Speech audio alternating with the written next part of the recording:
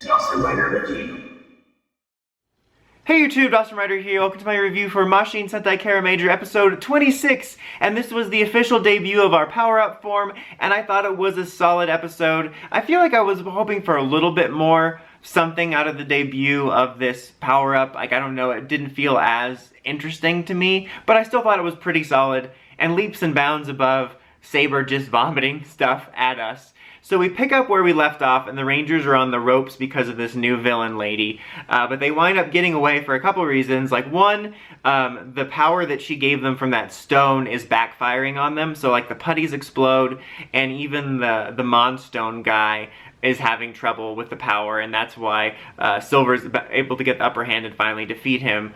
So they kind of discover that that power is unstable, and they're like, how dare you throw away subordinates like that? I'm like, dude, they're putties. They're like one step above human gears in terms of being real. It's like, they're like mud. Like, how dare you betray that mud? Then she, like, also, I thought she betrayed the monster for a second, like the bomb marksman, she like slashes him, like, oh, why is she betraying him? Everybody betrayed me, I'm fed up with this world. But I thought that's what she was doing, but she turns out to just split them into 5 so she can, you know, get more bombs going. So that's kind of what happened. And then she made the classic villain mistake of, you're no longer a threat, I'm gonna let you go.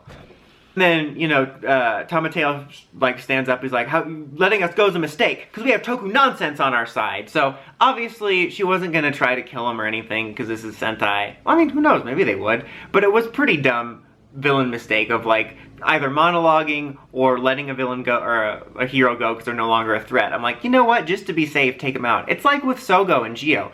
Is he worth the debate? No, let's just take him out just in case. I'm still on that. And they regroup back at the base, and then they're thinking about, like, maybe we can use the power of the stone, because they got the stone back when he defeated the Monstone. But Juru's really apprehensive about it because he doesn't want to risk their lives like she risked the lives so carelessly of those mud statues.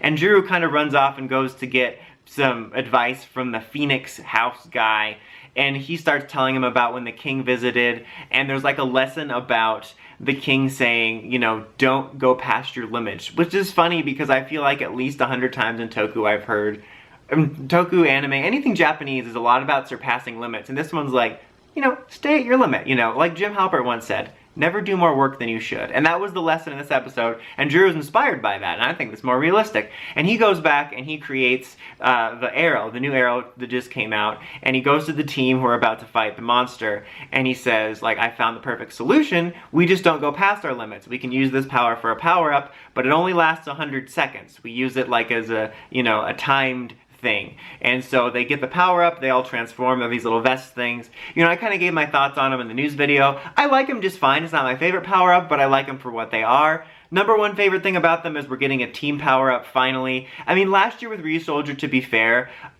we had it so that every ranger could use an armor, and near like the end of the series, and a lot of times they all used armors together. But it's just nice to at least get some form of a team power up. It's weird for now that they have to share the one bow. I hope they change that later on. I don't know, or don't remember if any of the recent news scans showed them all wielding the bow, but I hope that changes at some point. That's a little bit weird. But they have a fight, and then there's a timer going over it. Even though it's a different type of timer, it reminded me of the Shadow Ranger fight when he was counting off all the Crybots he was killing, and it was like, that was more like a counter, and this is like a timer, but it still reminded me of that. But then it runs out, but they manage to defeat most of the stuff anyway, and they win the day, and at the end, the new villain lady is making an alliance with Garza, and the Rangers are all celebrating. But it was a very solid and enjoyable episode, as usual. I kind of liked the thing about, you know, instead of it being what I would expect, which is surpass your limits, it was like, don't go past your limits, and it's a reason it's timed. It kind of sucks it's timed, but again, I'm happy we have a team power-up.